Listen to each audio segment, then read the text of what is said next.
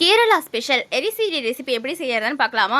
சீரியஸாக இதை கண்டிப்பாக மிஸ் பண்ணாமல் ட்ரை பண்ணுங்கள். டேஸ்ட் அல்டிமேட்டாக இருந்துச்சு. 1/4 கப்பு பாசிப்பருப்பு, 1/2 கப் அளவுக்கு துவரம் பருப்பு எடுத்து நல்லா வாஷ் பண்ணிவிட்டு இதை வந்து விசில் போட்டு எடுத்துக்கலாம். நம்ம மஞ்சள் பூசணிக்காவை நல்லா கட் பண்ணிவிட்டு மேலே இருக்க தோல் உள்ளே இருக்க விதை எல்லாத்தையும் எடுத்துகிட்டு எனக்கு என்ன சைஸ் தேவையோ அதுக்கேற்ற மாதிரி நான் கட் பண்ணிவிட்டு 1 இன்ச் அளவில் கட் பண்ணி எடுத்தோம்னா கரெக்டாக இருக்கும். நம்மளுக்கு எல்லாத்தையும் ஈவனாக கட் பண்ணிக்கிட்டேன். இப்போ ஒரு பேன் வச்சு அதில் 1 டம்ளர் அளவுக்கு தண்ணி ஊற்றிட்டு மஞ்சள் பூசணிக்காவை அதில் சேர்த்து 1 ஸ்பூன் அளவுக்கு குழம்பு மிளகாத்தூள் எடுத்துக்கலாம். 1/4 ஸ்பூன் அளவுக்கு மஞ்சத்தூளும் தேவையான அளவு உப்பு சேர்த்து நல்லா காய வேக வச்சு எடுத்துக்கலாம்.